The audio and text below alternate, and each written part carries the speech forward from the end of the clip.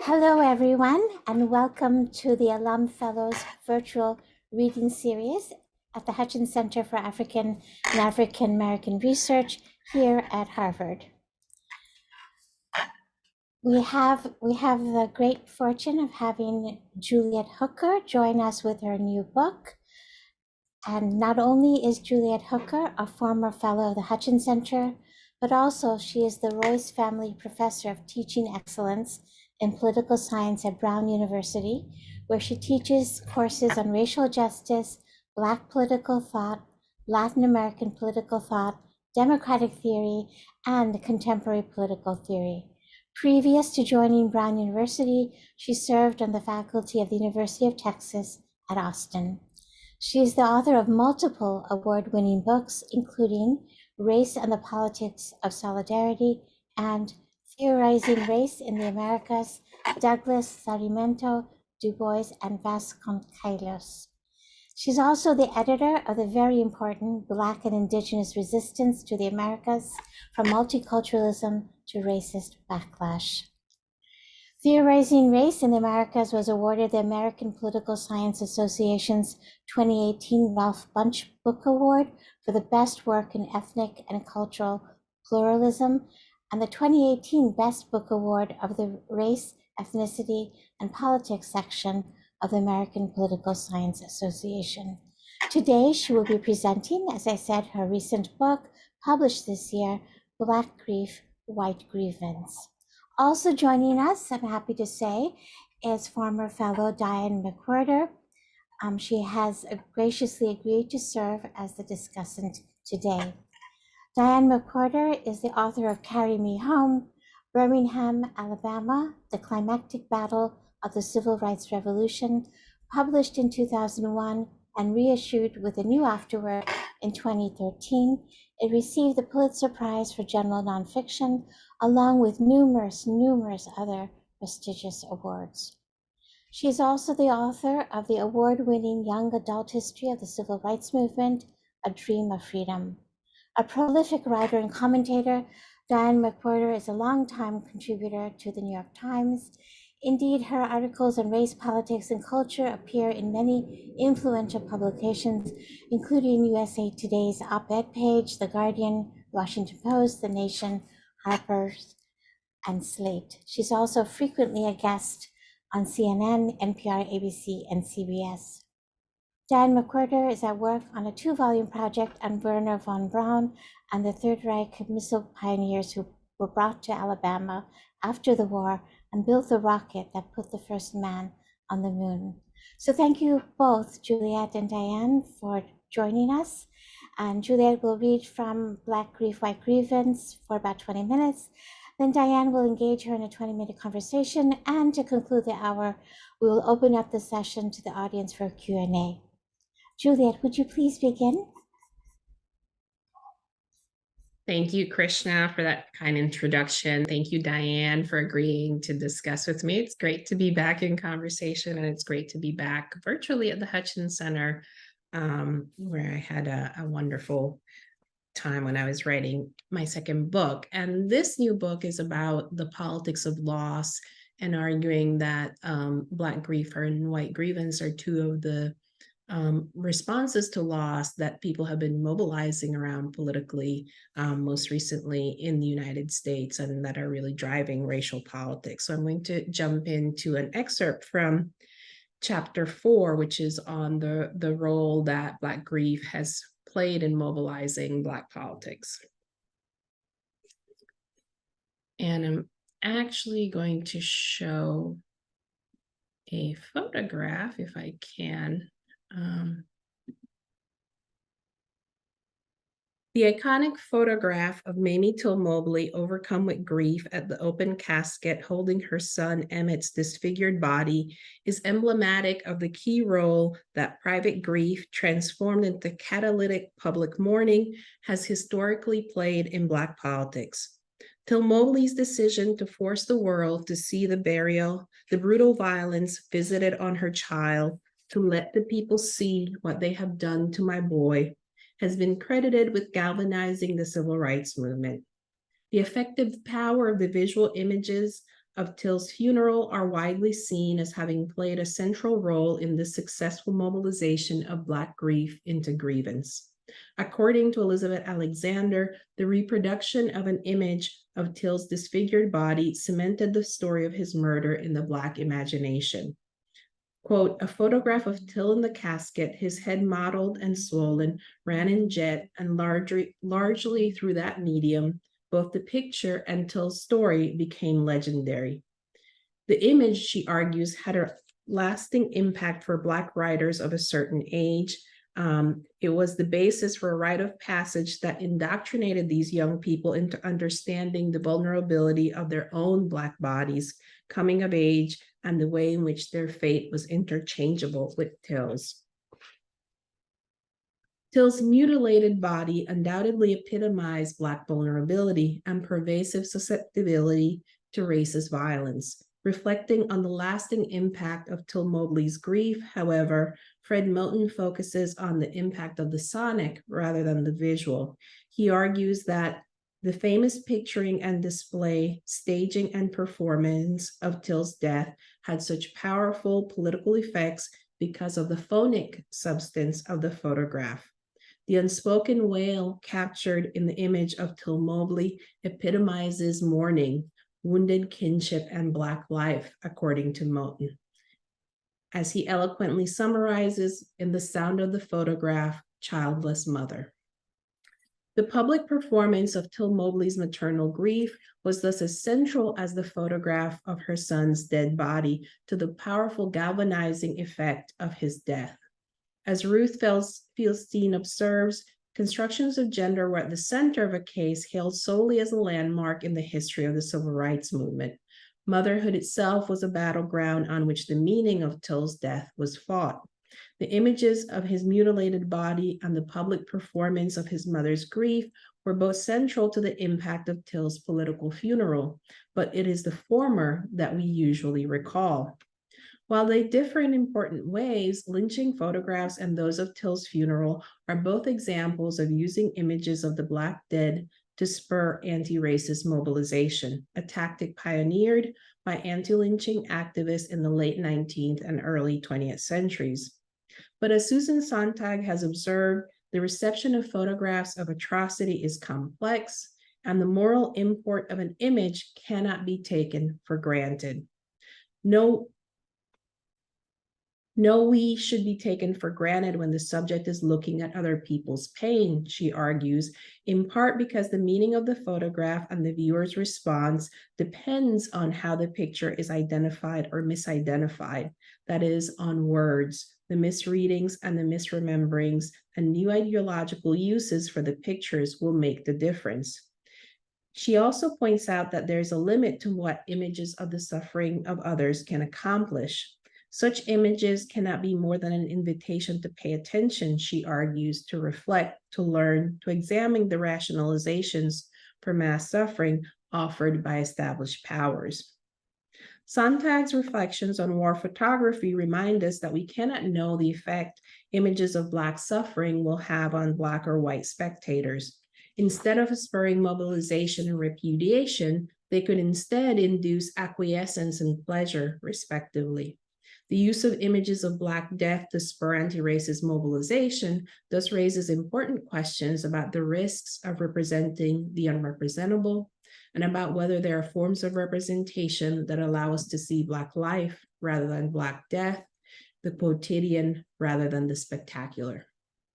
In contrast to Alexander's claim that it was the horrifying close-up of Till's disfigured face that rendered his death legendary, for example, there are other images of Till's funeral, including some in which his mutilated body is not visible at all, that might also account for its galvanizing effect. On this reading, the images derive their effective power from the fact that they show Black pain and thus Black life, rather than Black death and anti-Black violence, as in the multiple photographs of Till in his Sunday best lining the casket and the indescribable pain etched in his mother's body language. These images of Till's funeral register something lynching photographs could not, They reveal something of the sociopolitical world of Black people. In other words, Black life. Lynching photography was intended to display Black death for white enjoyment, and as such, their use by civil rights activists could only reveal Black death. One of the key differences between the images from Till's funeral and lynching photographs, in which the Black dead were emphatically not being mourned, is therefore the centering of Black community. In contrast to the view that his mother's grief was central to the impact of Till's murder, however, there are those who believe that there is a specific effective power in images of the mutilated dead body, of which Till's is the iconic example in the United States. For instance, in support of his call to show pictures of the bodies of the children massacred in the Uvalde, Texas mass shooting to spur action on gun violence in 2022, Jay Johnson, former Homeland Security Secretary from 2013 to 2017, declared, "We need an Emmett Till moment." For James Martell, unburied bodies, which appear to be absolute victims of state power, can serve as sources of resistance and defiance. In the case of Michael Brown, he suggests that that politicized Black mourning allows death to inform life, to make the dead something other than what the state tells them they are, thereby refusing one form of standing in order to regain another. Claudia Rankin also lauds the instructive power of the Black dead. Pointing to Till's funeral, she argues that Mobley's refusal to keep private grief private allowed a body that meant nothing to the criminal justice system to stand as evidence.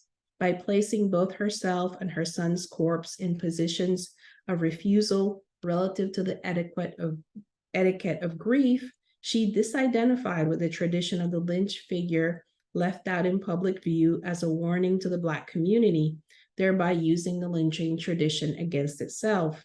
By insisting we look up with her upon the dead, she reframed mourning as a method of acknowledgement. This was Rankin. For Rankin, the refusal of the Ferguson police to move Michael Brown's corpse out of the street, like Till Mobley's decision to display her son's body, made mourning his death part of what it meant to take in the details of his story. She also suggests that the decision not to release images of the slain bodies of the Black victims of the Charleston church massacre perpetrated by a white supremacist in 2015 was a missed opportunity to provide visual proof of Black vulnerability that might counter the superhuman Black bodies in the white imagination that ostensibly caused police officers and civilians to kill unarmed Black people. In a similar vein, reflecting on the refusal of James Byrd's family to allow photographs of his mutilated corpse to be published, Ashraf Rushdie argues that, quote, there are considerations that are at least as compelling as a family's grief, namely that representations of racial hatred are critical to the education of white Americans. Why, however, must the development of an anti-racist white moral imagination continue to rely on the instructive power of the Black corpse?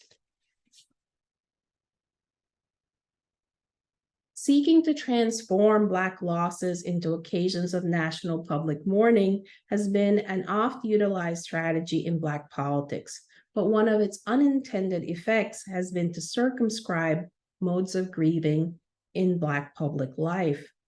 While anti-Black violence and Black death have been ubiquitous in Black life, non-instrumental accounts of Black grief, those that do not foreground the move to national public mourning to spur mobilization for racial redress, remain a minor key in Black politics, though examples of it can be found throughout African American political thought. One of the paradoxes of Black grief is that Black people are forced to be both participant and witness to their losses. If to be Black is to be forced to look, as the title of Elizabeth Alexander's essay on Rodney King, another iconic visual symbol of Black suffering, asserts, it also means that one cannot choose to look away. In a brief essay on her refusal to watch Diamond Reynolds' recording of Philando Castile's death, Alexandra Jusas, a white media studies scholar, reflects on the ethical and political responsibilities that follow from witnessing viral images of Black death. Its title, How Do I Not Look?, references Alexander's and raises the question of what it means for white people to look away from Black death and for that choice not to be available to Black people.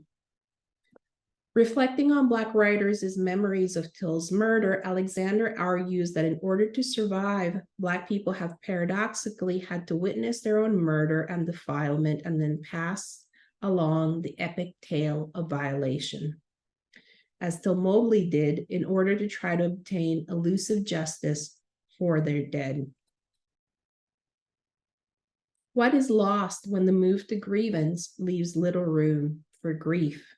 Alexander argues that endless iterations of lessons in Black vulnerability are both a requirement of survival in a white supremacist world and instances of collective trauma that are reactivated when witnessing each new spectacular or quotidian act of violence.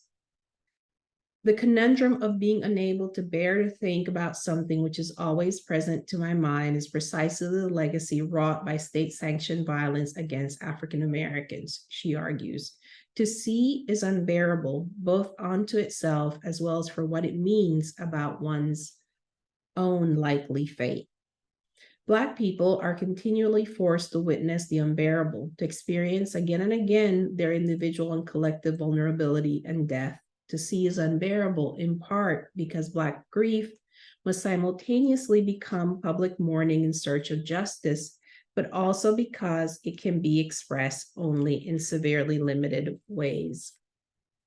If to see is unbearable, as Alexander argues, and visual texts such as lynching photographs and other representations of the mutilated Black body risk becoming spectacles for white pornography, as Rankin observes, and if the outsized ethical potential attributed to the act of witnessing them exemplifies the too quick turn from grief to grievance, the sonic might allow for a more non-instrumental, contrapuntal approach to Black grief. Listening can be a way of registering and feeling the depth of loss. This is not to suggest that the sonic as an aesthetic form isn't subject to some of the same constraints as the visual. No aesthetic form can guarantee a response, and the reception of the sonic is also complicated. But as many Black thinkers have argued, the sonic allows for a certain kind of complexity. Tina Kemp, for example, suggests that listening to images or attending to the sonic frequencies in identification photography, a medium that was created to enforce state regulation, reveals the ways in which Black people enact everyday forms of refusal and envision futurity. She argues for a different mode of engaging with images that challenges the equation of vision with knowledge. Listening to images is a practice of looking beyond what we see, she argues, one that foregrounds the frequencies of images and how they move, touch, and connect us to the event of the photo. Like Ida B. Wells and Harriet Jacobs' attention to small, needful facts, Kemp's method of listening to rather than looking at images is a way to pay attention to Black interiority, to focus on the quotidian rather than the spectacular. The sonic allows us to sit with loss, to feel and acknowledge Black grief and survival without foregrounding the needs of the wider public. The sonic as a register for loss calls us to attend to Black grief without instrumentalizing it. A sonic genre that exemplifies the prescription against Black grief and its eligibility to some listeners is the slave spirituals that W.B. Du Bois aptly termed sorrow songs. As Frederick Douglass explained, the songs of enslaved people were deceptive.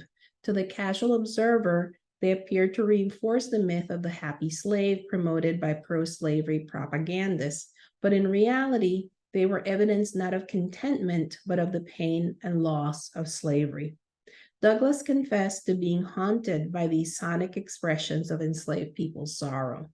He affirms the effective power of the slave sonic. Quote, I have sometimes thought that the mere hearing of those songs would do more to impress some minds with the horrible character of slavery than the reading of whole volumes of philosophy on the subject would do.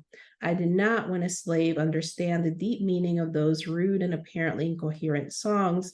They told a tale of woe, which was then altogether beyond my feeble comprehension. Every tone was a testimony against slavery and a prayer to God for deliverance from chains. The hearing of those wild notes always depressed my spirit and filled me with ineffable sadness. I have frequently found myself in tears while hearing them. The mere recurrence to those songs, even now, afflicts me. Those songs still follow me. This is a striking admission from Douglas about the power of the slave sonnet, given his extensive literary output, which attests to his belief in the force of the written word and of political philosophical argumentation. Moreover, the claim that he didn't fully grasp the meaning of the songs while enslaved points to the complexity of the medium and its ability to convey something of the depth of Black loss that transcended immediate experience. Douglas was haunted by the sorrow songs. They followed him because Black grief is ongoing. The harrowing scene in the film 12 Years a Slave, when Eliza audibly mourns the loss of her children and Solomon cannot bear to listen to her wailing, shows the power of sonic expressions of grief and shows which forms of Black grief are prescribed.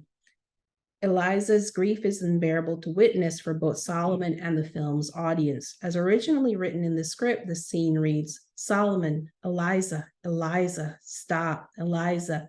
It's all I have to keep my loss present. Solomon, you let yourself be overcome by sorrow. You will drown in it. Eliza, have you stopped crying for your children? You make no sounds, but you will never let them go in your heart. Solomon, they are as my flesh. Eliza, then who is distressed? Do I upset the mistress and the master? Do you care less for my loss than their well-being? Oh, Solomon, let me weep for my children. While Solomon has also lost his children, he hides his sorrow, hoping that by doing so he won't be undone by it. Eliza, in contrast, refuses to keep her grief hidden. Eliza's audible grief brings home the enormous losses of slavery as powerfully as the visually brutal scenes of Patsy's rape and whipping. Illustrating Alexander's observation about the difficulties of witnessing, most online comments about the scene pan the performance of the actress while praising that of the male actor who portrays Solomon. In so doing, the commenters ascribe their discomfort with the scene to the abilities of the actors rather than to the difficulty embodied in Solomon's furious demand to Eliza to stop your wailing of being present with Eliza in her grief. Eliza's wailing, like the poems by Brooks and Smith about Mamie Till Mobley, all point to a different way of facing loss that resists the model of redemptive suffering epitomized by iconic depictions of Black maternal grief. Unlike Solomon's reticence to dwell on loss, Eliza insists, as she says, on keeping her losses present. In contrast, the call for Emmett Till moments that center the exposure of Black pain to generate white solidarity, the poems by Brooks and Smith about his mother's grief, like Eliza's weeping, are about marking and remembering losses that cannot be repaired, even if justice is achieved. Eliza's insistence on mourning her losses, even when doing so could be viewed as unproductive because it would not result in the return of her children, is emblematic of a different approach to grief in African American political thought. Grievance would not repair her loss, but mourning was nevertheless necessary. Thank you. Thank you.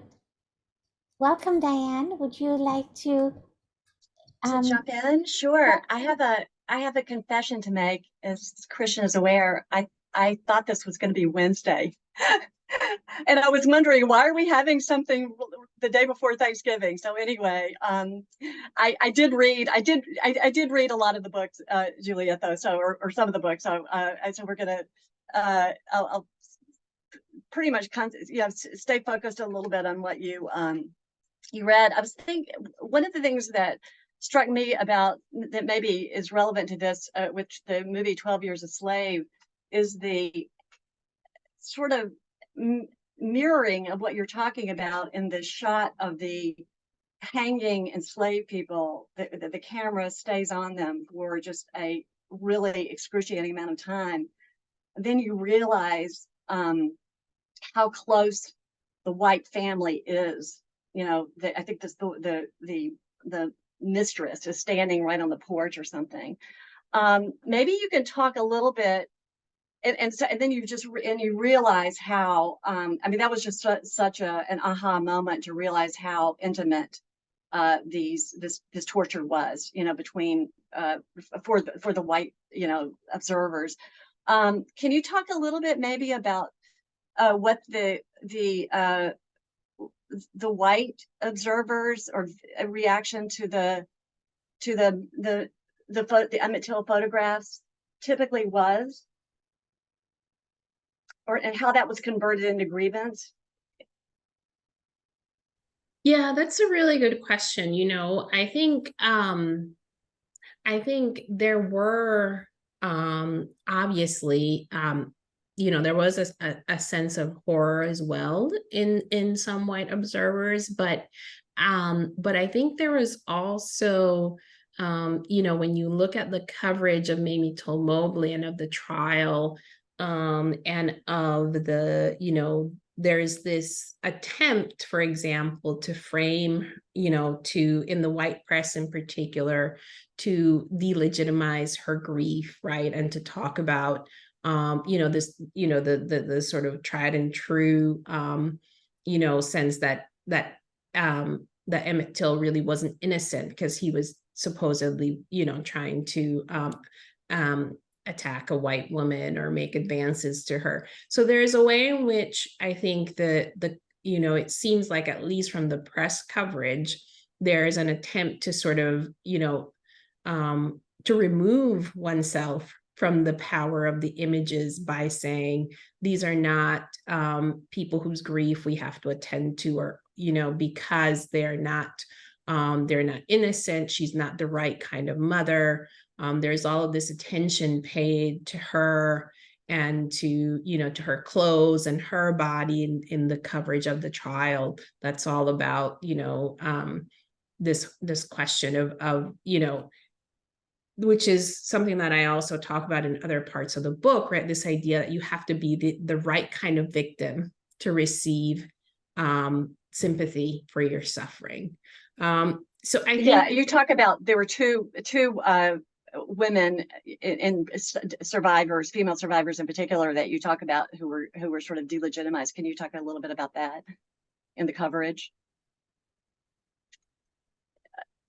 Let me see. Yeah, it was let me think whose sister, somebody's sister and girl. Oh, the Trayvon Martin's the young woman he was talking to while he was being stalked by George Zimmerman, and yeah, and how she was sort of the wrong kind of witness.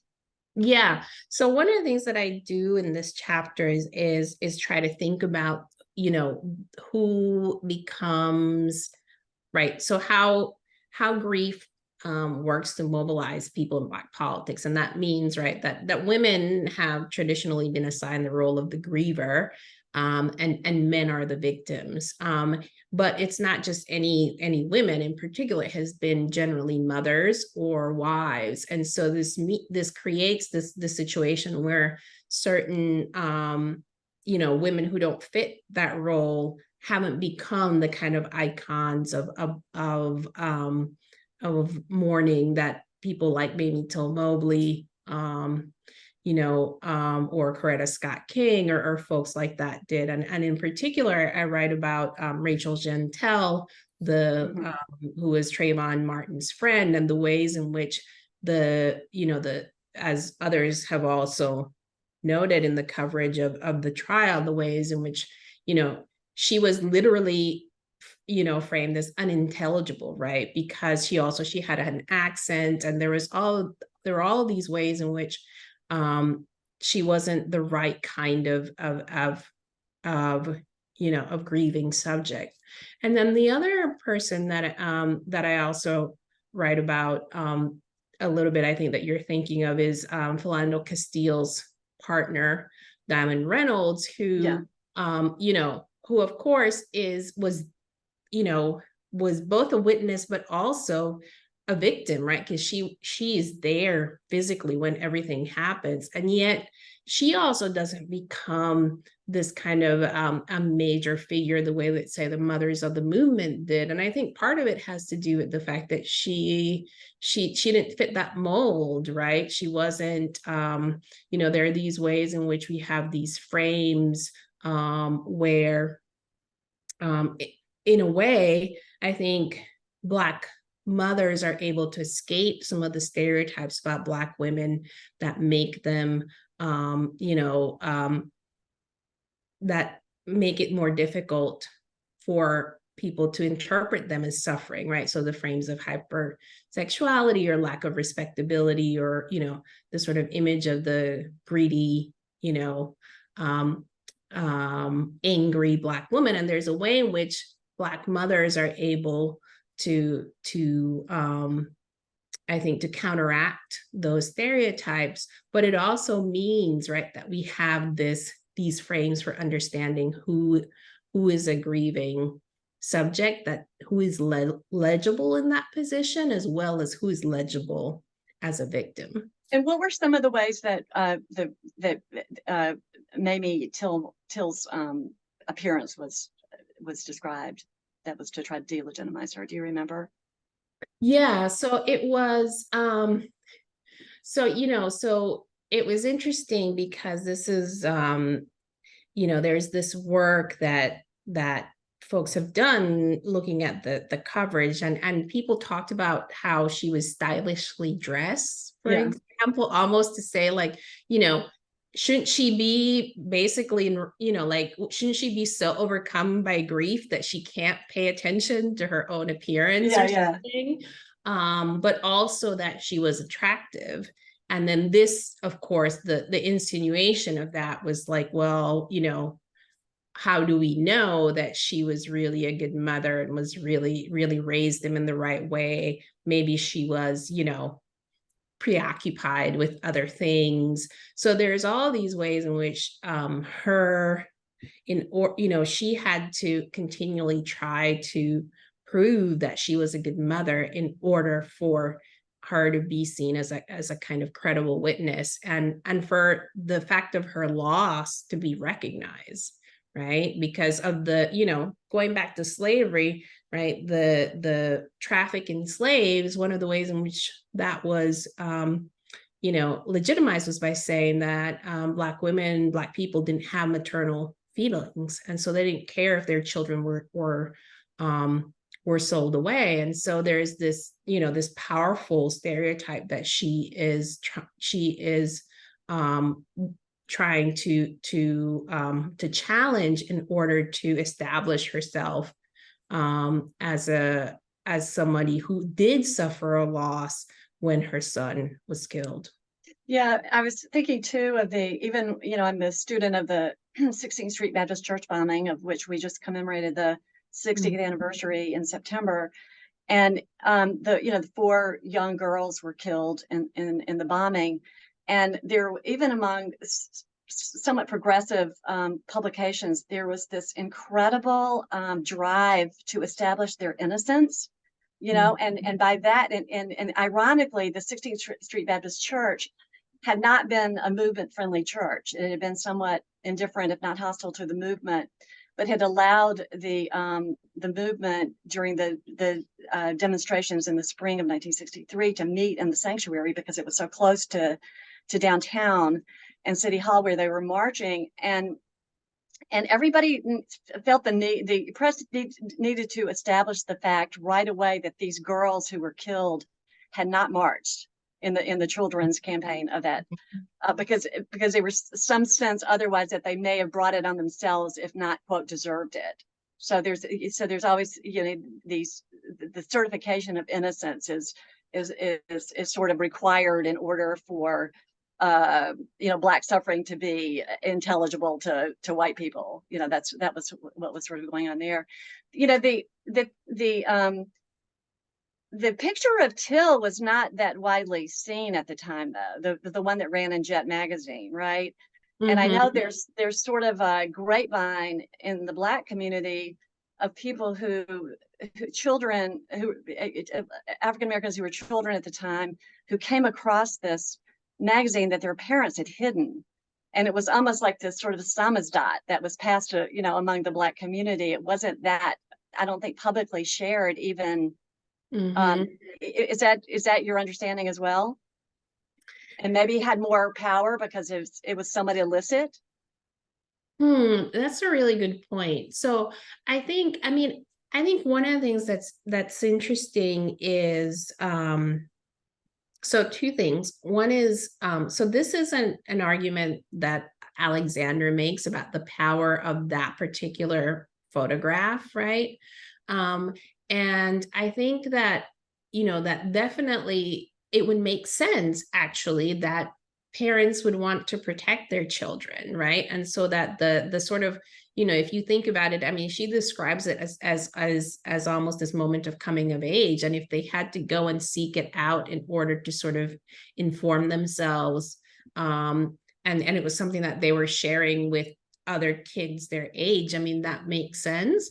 That it would be even that much more shocking. I think the other thing that's really interesting, though, is there's been work done looking at some rare Black public opinion surveys from the time.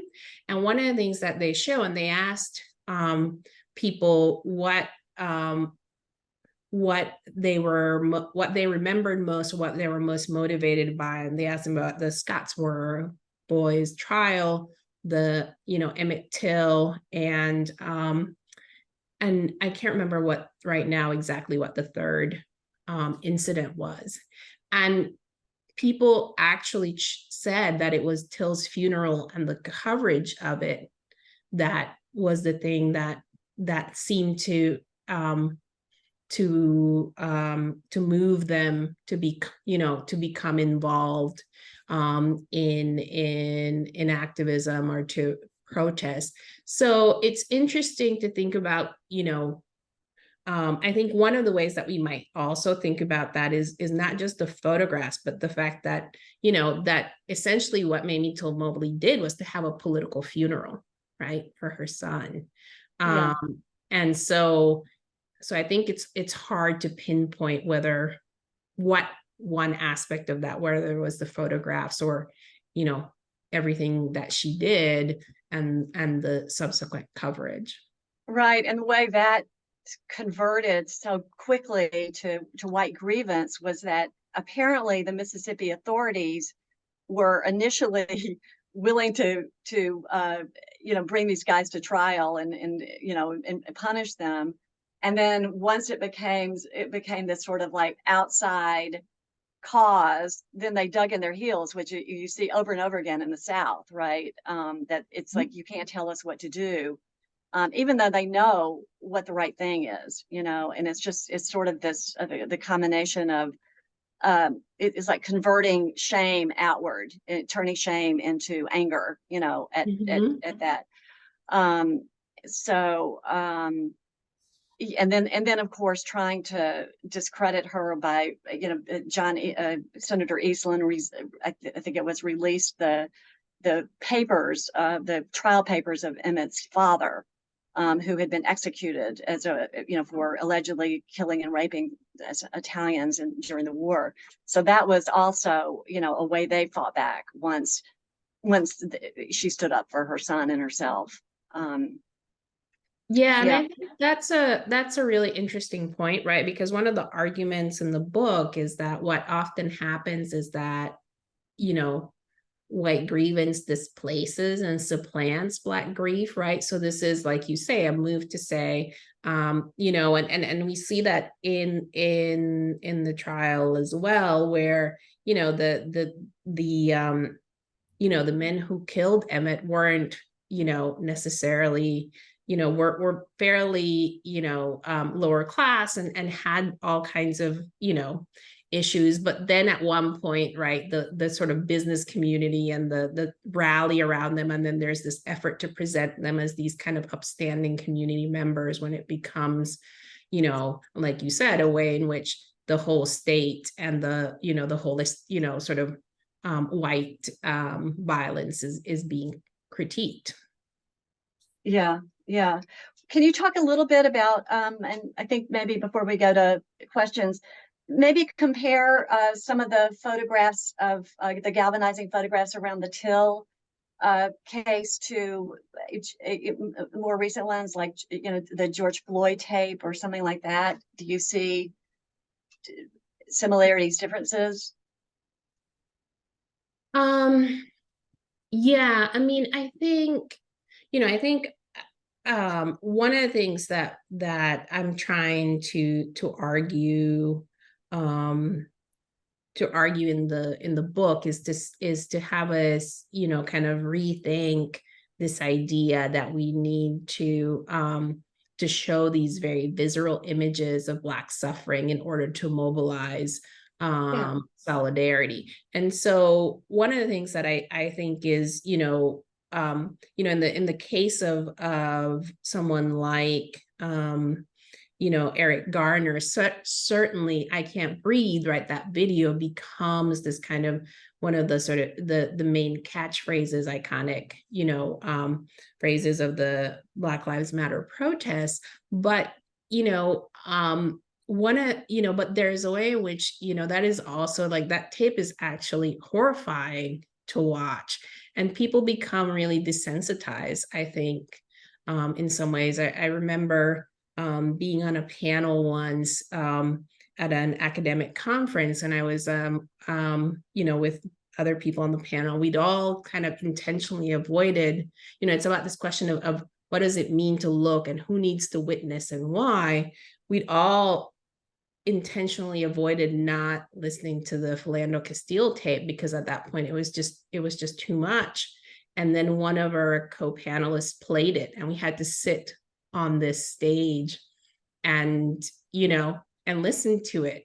And it's this way in which I think we stop thinking about the, you know, the effect of these events and the artifacts, and we get caught up in this idea that they have this kind of educative function without thinking about, you know, what it is that we're asking people, especially, you know, people who might identify with the victims, to do every time they're asked to listen or to witness.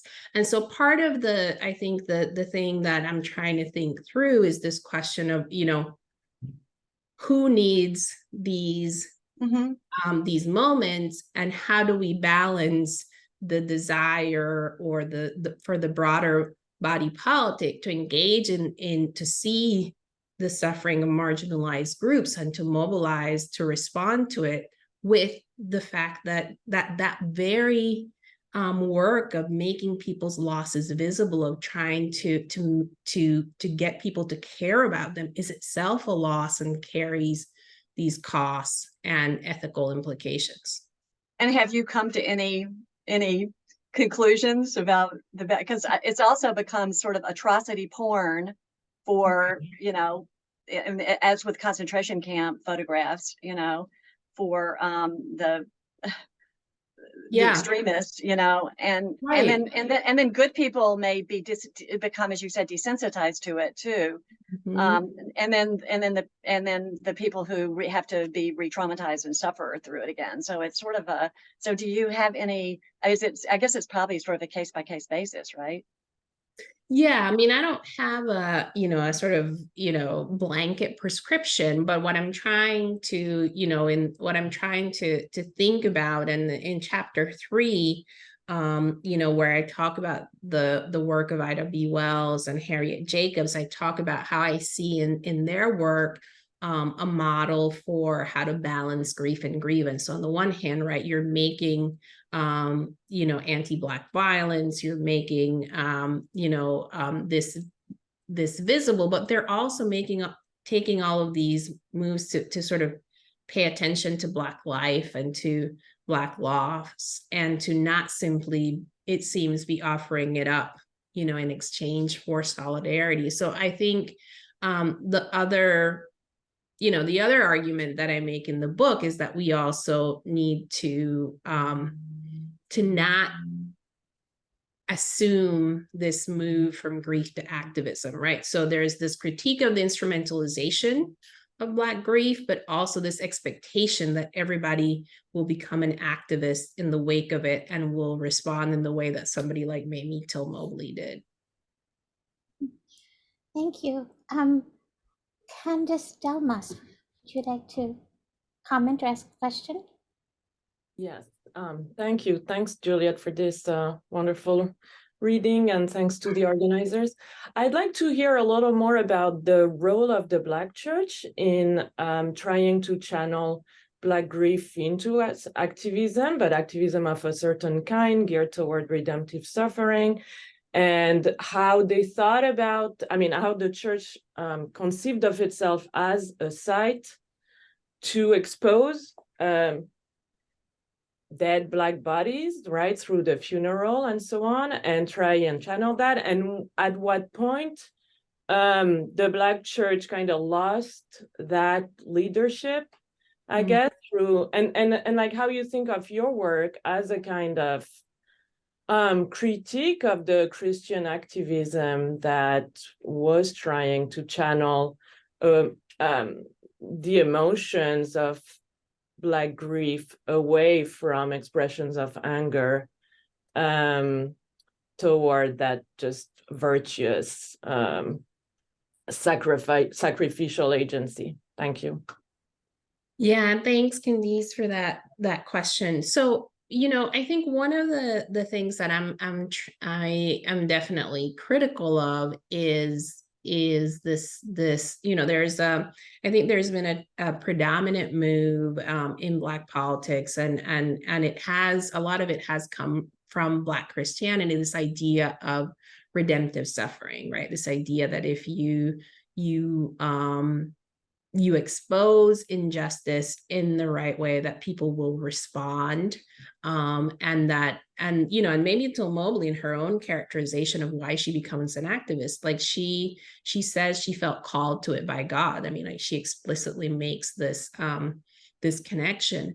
But I think one of the things that tradition, as powerful as it has been and as important, is that it has created certain expectations that Black people will protest in a particular way, and made other forms of resistance and dissent seem illegitimate, right? And constrained Black politics, even as there have always been other forms of resistance that haven't followed this kind of redemptive suffering mold and have refused the expectations of sacrifice, right?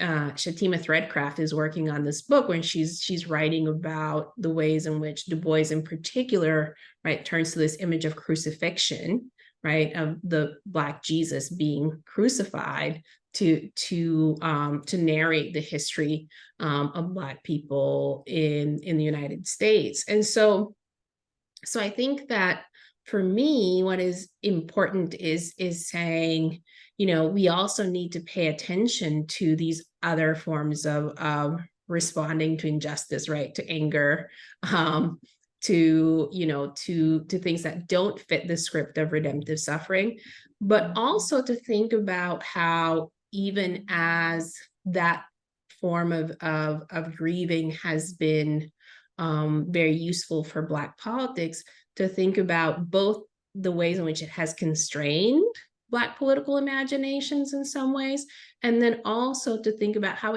it often actually echoes the expectation of the move from from grief to activism in a way that doesn't allow people, you know, for the full humanity of Black people, because you know, there isn't room for grief that doesn't turn into grievance, or there's less room for it. So I think there are various ways in which I'm trying to say we need we can recognize the power of that tradition and what it has accomplished, but also try to think about the ways in which it has certain constraints. May I ask a quick question? Sure. In your discussion of Fred Moten, you talk about the sonic substance of a photo having its own value. And one of the values is that it cannot be instrumentalized for Black mobilization, at least generally, and cannot be converted to white grievance. But how does one access the sonic substance of something visual? Is it something that is understood within close quarters, within a small circle of community, Black or white? Can you help me understand that? Yeah, no, that's a very good question. So,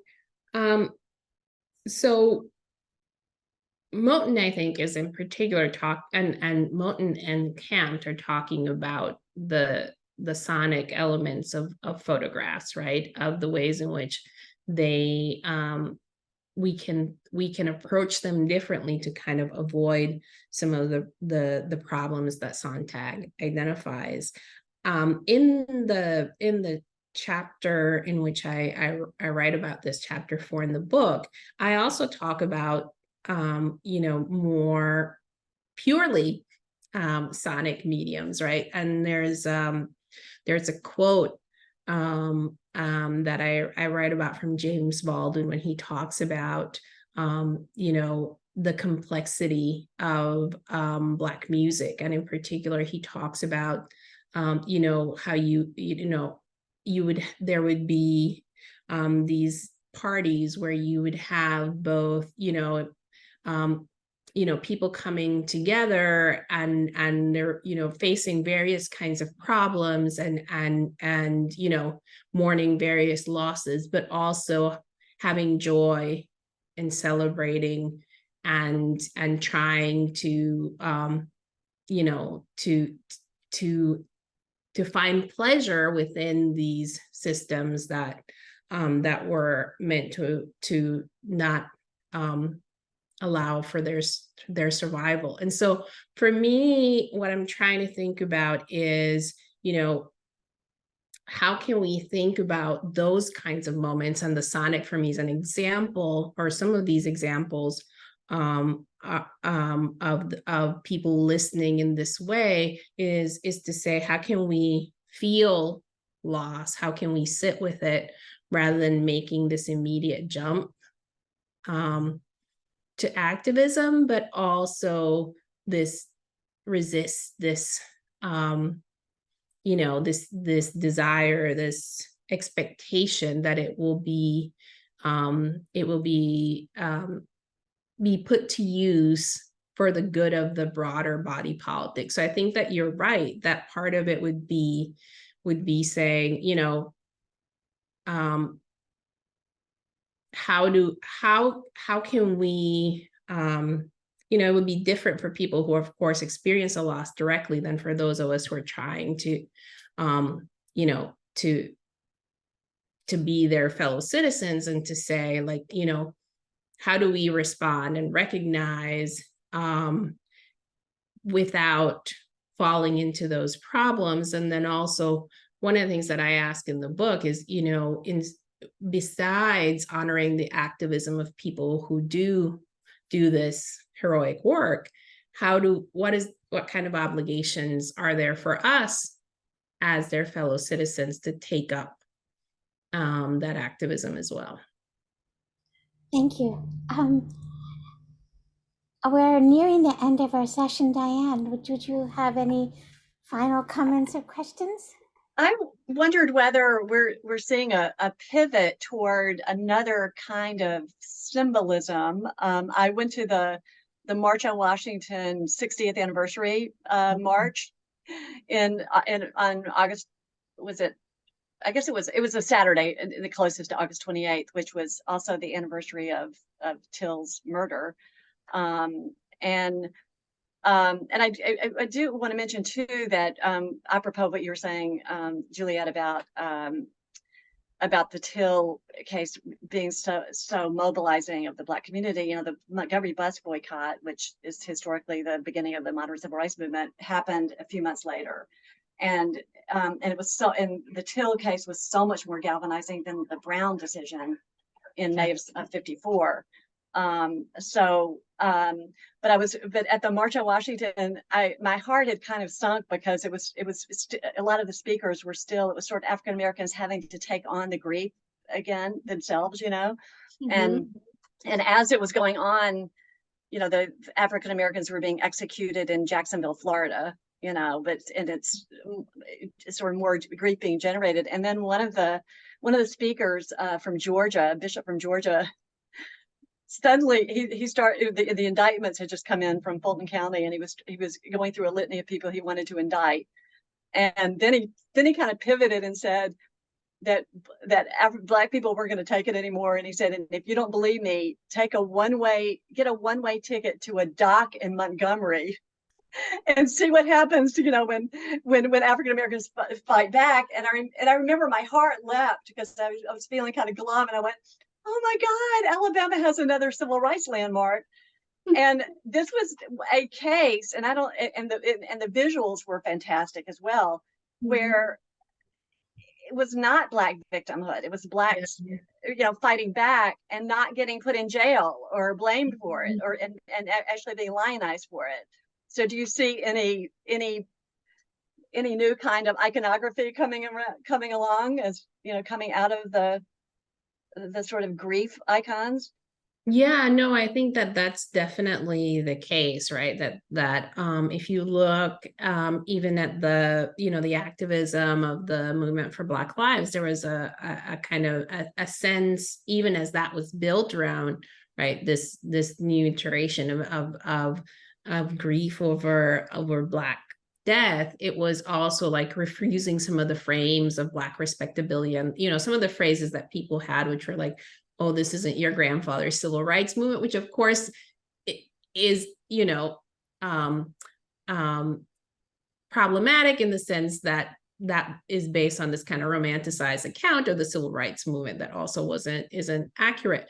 But at the same time, I think it does signal this way in which people are trying to, I think, learn from the past and respond in different ways. And I think there have always been those moments. You know, if you look at some of the work of some of the parents who have become activists, but still try to do it in a way that I think, you know, that did so in a different way. So I also write in the book about the efforts of an anti-violence organization in Detroit in the 1980s, Save Our Sons and Daughters, So Sad, and the kind of grieving activism that they did.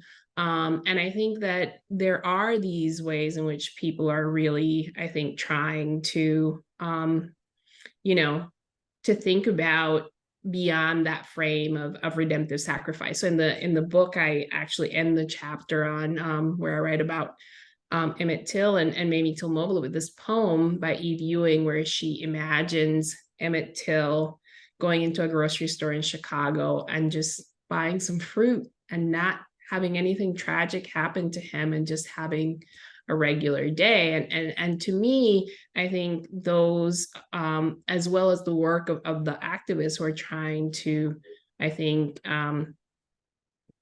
to move beyond those frames, are examples of the way in which, you know, there is a sense that, you know, that people aren't simply acquiescing to these demands for what I call democratic sacrifice in the book. Thank you very much. This was a fascinating session. And this is an amazing book. Thank you so much.